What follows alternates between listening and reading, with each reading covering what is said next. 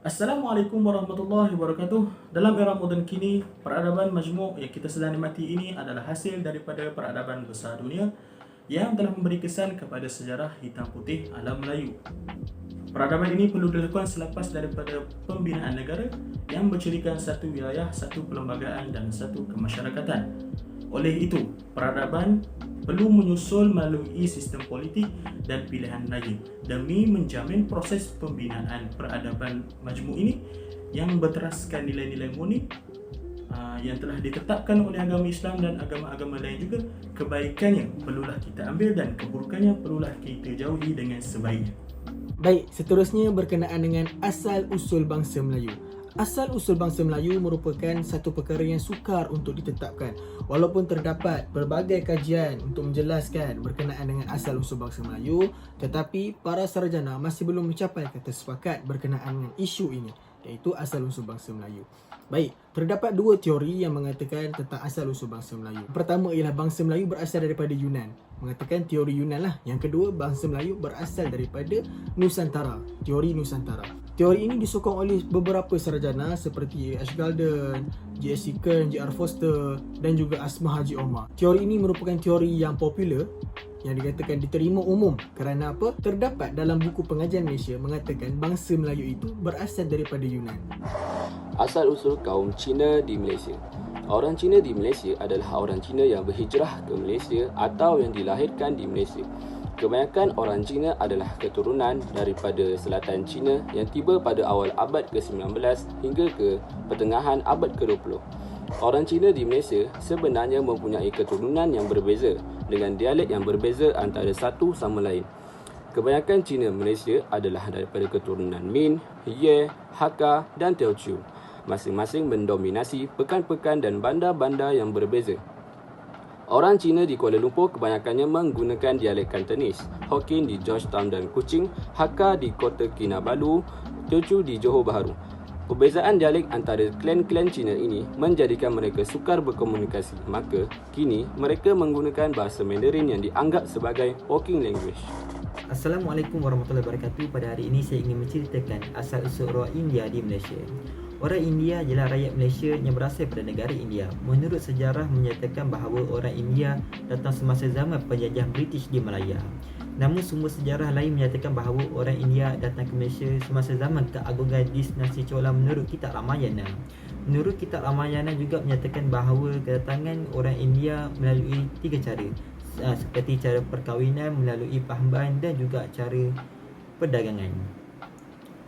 Sebelum kemerdekaan, penduduk India di Tanah Melayu dan juga Singapura terdiri daripada lelaki dewasa yang meninggalkan keluarga mereka di India dan juga Sri Lanka. Akhir sekali, kaum India di Malaysia merupakan kaum ketiga terbesar selepas kaum Melayu dan juga Cina. Dalam membina sesebuah masyarakat yang bertamadun, sudah tentu agama dan kepercayaan menjadi salah satu faktor yang terpenting. Begitu juga dalam pembinaan peradaban majmuk di Malaysia. Malaysia terkenal dengan masyarakat majmuk yang berbilang bangsa, agama dan kepercayaan. Antaranya ialah agama Islam yang majoritinya dianuti oleh masyarakat Melayu, agama Buddha yang dianuti oleh masyarakat Cina dan agama Hindu yang kebanyakannya dianuti oleh masyarakat India. Selain itu, terdapat juga masyarakat yang menganuti agama-agama lain seperti agama Kristian, Taoism dan Sikh. Secara kesimpulannya, setiap agama menuntut dan mengajar penganutnya agar melakukan perkara yang baik dan meninggalkan segala perkara yang buruk. Sekian sahaja daripada saya. Terima kasih. Saya akan menerangkan tentang pendidikan dan sosial budaya di Malaysia. Sebagaimana yang kita tahu, Malaysia mempunyai pelbagai bangsa dan kaum. Antaranya ialah Melayu, Cina dan India.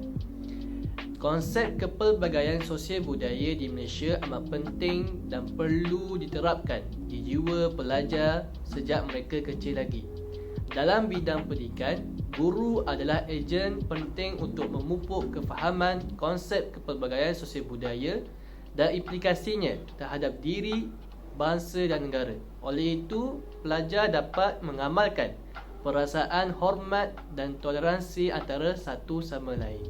Hari ini saya akan membicarakan tentang parti-parti berdasarkan kaum di Malaysia. Yang pertama, UMNO, United Malayan National Organisation. Yang kedua, MIC, Malayan Indian Congress. Yang ketiga, MCA, Malayan Chinese Association. Parti-parti ini telah membuat satu coalition ataupun gabungan untuk mentadbir kerajaan Malaysia semenjak merdeka yang dinamakan Parti Perikatan. Kemudian setelah tumbangnya kerajaan Barisan Nasional yang diubah daripada Parti Perikatan dijadikan Barisan Nasional dan tumbang pada tahun 2018 dan diganti dengan Pakatan Harapan, yang mana parti-parti yang ada dalam Pakatan Harapan lebih dikenali sebagai parti multiracial yang berbagai kaum.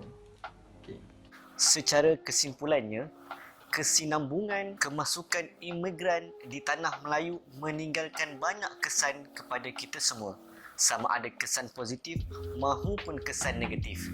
Namun, ia bergantung kepada bagaimana cara kita berfikir dan menafsirkannya.